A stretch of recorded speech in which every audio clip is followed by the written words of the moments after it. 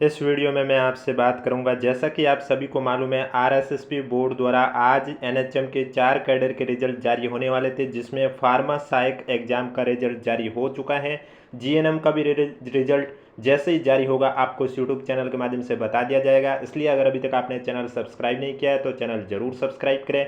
इस वीडियो में मैं आपसे बात करने जा रहा हूँ फार्मा असिस्टेंट एग्जाम में टोटल कितने स्टूडेंट पास हुए हैं, और जो पास नहीं हुए यानी कि रैंक में जिन स्टूडेंट का नाम नहीं है वो अपने मार्क्स कैसे चेक करेंगे, स्क्रूटनी फॉर्म कब से शुरू होंगे और किन किन स्टूडेंट को स्क्रूटनी फॉर्म भरने होंगे, इसके बारे में चर्चा करूंगा। इसलिए वीडियो को बिना स्किप किए कंप्लीट देखें। और क्वेश्चन 4 डिलीट हुए हैं, तो जो 4 क्वेश्चन डिलीट हुए उसके नंबर बाकी के क्वेश्चन के साथ किस तरह से बांटे गए, संपूर्ण चर्चा करने जा रहा हूं। इसलिए वीडियो को बिना स्किप किए कंप्लीट देखें। वीडियो पसंद आए तो वीडियो को लाइक कीजिए, चैनल जरूर सब्सक्राइब कीजिए। रिजल्ट की पीडीएफ आपको हमारे टेलीग्राम चैनल पर देखने को मिलेगा, जिसका लिंक नीचे डिस्क्रिप्शन में दे रखा है। आप देख सकते हैं यहाँ पर स्पष्ट रूप से लिखा हुआ है, राजस्थान कर्मचारी चयन बोर्ड में संविदा फार्मा सहायक सीधी भर्ती 2025 में उत्तीर्ण स्टूडेंट का वरीयतानुसार परिणाम। बोर्ड द्वारा राष्ट्रीय स्वास्थ्य मिशन और Rajasthan medical education society Jaipur Rajasthan के लिए Rajasthan contractual hiring to civil post rule 2022 यथा संशोधित के अंतर्गत विभिन्न संवर्ग के संविदा के पदों हेतु सीधी भर्ती 2025 के तहत संविदा फार्मा सहायक पद हेतु नॉन टीएसपी के 545 और टीएसपी के 94 टोटल 639 पदों के लिए विज्ञापन आपके 28 जनवरी 2025 को जारी हुआ।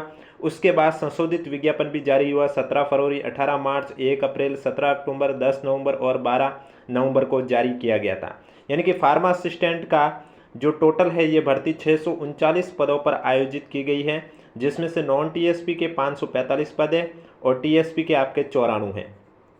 इस परीक्षा का आयोजन 12 जून 2025 को मॉर्निंग शिफ्ट में किया गया है। इसी क्रम में स्टूडेंट द्वारा आवेदन फॉर्म में दर्ज सूचनाओं और मुख्य परीक्षाओं में प्राप्तांकों के आधार पर उत्तीर्ण स्टूडेंट की वरीयता सूची तैयार की गई है। नॉन टीएसपी और टीएसपी के लिए उत्तीर्ण स्टूडेंट के वरीयता क्रम, रोल नंबर, श्रेणी क्रम, परिशिष्ट फर्स्ट और सेकंड पर संलग्न है। यानी कि कितने क्वेश्चन डिलीट हुए वो मैं आपको बता देता हूँ। जो जीके जीएस वाला पार्ट था आपके, वहाँ से 1 क्वेश्चन डिलीट हुआ है और सब्जेक्टिव पार्ट से आपके 3 क्वेश्चन डिलीट हुए। टोटल आपके 150 में से 4 क्वेश्चन डिलीट हुए।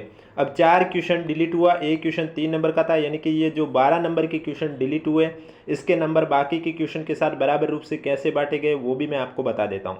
अब यहाँ पर आपका जो भी पेपर आपके पास है, आपके जो भी पेपर के ऊपर सीरीज का यहाँ चिन्ह दे रखा है, उसमें से जो भी साइन है आपका, उसके अकॉर्डिंग आप देख सकते हैं आपके पास जो पेपर है वहाँ से कौन सा क्वेश्चन है वो डिलीट हुआ है, क्योंकि सभी साइन के सामने क्वेश्चन नंबर अलग अलग दे रखे हैं, तो साइन के अकॉर्डिंग जो डिलीट हुए वो क्वेश्चन बताए गए। अब आपका जो फॉर्मूला है मार्क्स का, वो है total marks of a candidate equal to R Q into K F minus W Q into K minus maximum marks into not attempt question upon total number of a question into 3। R Q का अर्थ होता है कि 150 में से आपने कितने question सही किए, राइट क्वेश्चन। के एफ यानी की फैक्टर, जिसका एक अलग से फॉर्मूला होता है maximum marks upon total number of a question into total number of a question upon number of valid question. और अगर आपने किसी भी क्वेश्चन में गोला नहीं भरा उस कंडीशन पर इस फॉर्मूले से आपके नंबर भी कटते हैं। अब बात ये आती है कि पहले जो आपका एक क्वेश्चन 3 नंबर का था, अब वो 3 नंबर का नहीं होगा, अब वो 3.08 नंबर का होगा। ऐसा क्यों?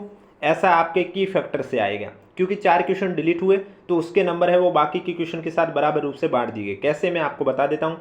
जैसे यहाँ आप लिखोगे मैक्सिमम मार्क्स में 450 नंबर का पेपर था, total number of a question में 150 क्वेश्चन थे, total number of a question में 150 लिखोगे। अब वैलिड क्वेश्चन में आपके 150 में से 4 क्वेश्चन डिलीट हुए तो पीछे बचे 146, यही वैलिड हुए। जब आप इसको सॉल्व करोगे 450 अपॉन 146 तो आपकी वैल्यू आएगी 3.08। तो ये की फैक्टर की वैल्यू आई आपके। अब आपको ये वैल्यू यहाँ पर पुट करनी होगी। अब जैसे कोई स्टूडेंट करे कि मेरे 60 क्वेश्चन सही हुए, तो वो लिखेगा 60 इंटू की फैक्टर की वैल्यू 3.08, उसके बाद माइनस डब्ल्यू क्यू उसने कितने गलत किए, जैसे कि किसी ने 24 गलत किए वो 24 लिखेगा इंटू 1 माइनस, अगर आपने 150 के 150 क्वेश्चन में गोले भरे हैं तो ये आप 0 कर दीजिए, सॉल्व भी मत कीजिए। और अगर आपको लगता नहीं 3-4 ऐसे क्वेश्चन है जिसमें मैंने गोले नहीं भरे, तो वहाँ पर आप नॉट अटेम्प्ट क्वेश्चन में संख्या उतनी लिखोगे जितने आपने गोले नहीं भरे। मैक्सिमम में 450, टोटल नंबर ऑफ क्वेश्चन में 150 और इंटू 3। इसके बाद आपको सॉल्व कर देना, जो आंसर आएगा वही आपके मार्क्स आए हैं। यानी कि जिनका रैंक में नाम नहीं है वो अपने स्टूडेंट मार्क्स कैसे देख सकते हैं वो मैंने आपको बता दिए हैं। अब 10% से अधिक प्रश्नों में किसी भी गोले को स्टूडेंट द्वारा गहरा नहीं करने के कारण 146 स्टूडेंट को अयोग्य किया गया। यानी कि इस परीक्षा में टोटल बैठे थे एग्जाम में 8,879। इसमें से 146 स्टूडेंट ऐसे थे जिन्होंने क्वेश्चन नंबर के 10% यानी कि 150 क्वेश्चन थे, इसके 10% होते 15, यानी कि इन्होंने 15 से ज़्यादा ऐसे क्वेश्चन हैं जिसमें गोले नहीं भरे, इस वजह से इनका रिजल्ट अयोग्य कर दिया गया है। और टोटल आपके 8,879 स्टूडेंट ने परीक्षा दी थी, जिसमें से नॉन टीएसपी में 674 कैंडिडेट पास हुए हैं और टीएसपी में 17। पास होने का मतलब ये हुआ है कि ये स्टूडेंट है जिनके 40% से ज़्यादा बने हैं और SC ST में 35% से ज़्यादा बने। अब रैंक में जिनका नाम है उन सबका DV होगा या नहीं होगा, वो आपको कैसे चेक करना है, उसके लिए एक अलग से लिस्ट आ जाएगी डॉक्यूमेंट वेरिफिकेशन के लिए। या फिर आप दूसरे तरीके से ये भी चेक कर सकते हैं, स्क्रूटनी फॉर्म, यानी कि आप देख सकते हैं यहाँ पर लिखा हुआ इस वरीयतानुसार परिणाम में उत्तीर्ण स्टूडेंट हेतु दस्तावेज सत्यापन के लिए ऑनलाइन विस्तृत आवेदन सह फॉर्म भरने हेतु पोर्टल है वो 21 नवंबर 2025 से लेकर 27 नवंबर 2025 तक खुला रहेगा। यानी कि 21 नवंबर को आपके स्क्रूटनी फॉर्म शुरू हो जाएंगे। तो जिन भी कैंडिडेट को SSO ID के माध्यम से स्क्रूटनी फॉर्म का लिंक शो होगा वो ही कैंडिडेट उन्हीं का DV होगा, जिनको शो नहीं होगा उनका DV नहीं होगा। और जिनका रैंक में नाम है वे स्टूडेंट DV के लिए, DV से पहले स्क्रूटनी फॉर्म है वो 21 नवंबर से भरना शुरू कर देंगे और लास्ट डेट आपकी 27 होगी। अब कोई भी डाउट है तो नीचे कमेंट बॉक्स पूछिए। बाकी रिजल्ट की PDF आपको हमारे टेलीग्राम चैनल पर देखने को मिलेगी, जिसका लिंक नीचे डिस्क्रिप्शन में दिया हुआ है। अब आपको कैसे चेक करना है कि आपका फाइनल सिलेक्शन होगा या नहीं होगा। आपको क्या करना होगा, आपने 2 दिन पहले देखा होगा फार्मा असिस्टेंट की संशोधित विज्ञप्ति जारी हुई है, उसके अकॉर्डिंग आपको पहले अपनी रैंक देखनी। जैसे कि कोई स्टूडेंट अगर 400 रैंक पर है तो उसका फाइनल सिलेक्शन होगा या नहीं होगा। जैसे कि ये स्टूडेंट SC कैटेगरी का मान लीजिए, तो ये क्या चेक करेगा, सबसे पहले ये जनरल में देखेगा टोटल पद कितने हैं। माना कि एग्जाम्पल के थ्रू मैंने मान लिया कि जनरल में 280 पद है और इसकी रैंक है 420, इसका मतलब जनरल से तो इसका होगा नहीं। फिर ये अपनी कैटेगरी में देखेगा SC कैटेगरी में देखने के लिए ये 280 के बाद से काउंट करेगा।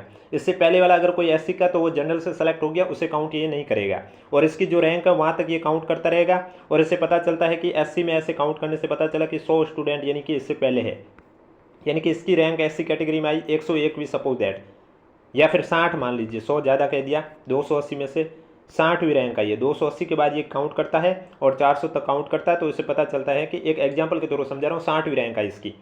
और ये जब फिर पद देखेगा कि SC में कितने पद है, अब मान लिया कि SC में 80 पद हो गए और इसकी रैंक आई है 60, तो इसका मतलब इसका भी फाइनल सिलेक्शन हो जाएगा।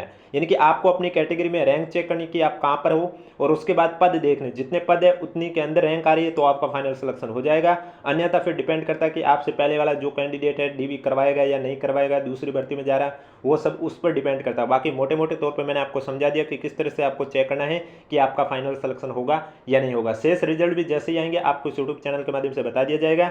इसलिए अगर अभी तक आपने चैनल सब्सक्राइब नहीं किया तो चैनल जरूर सब्सक्राइब करें, नोटिफिकेशन भी ऑन रखें और कोई भी डाउट है तो नीचे कमेंट बॉक्स में हमें जरूर पूछें।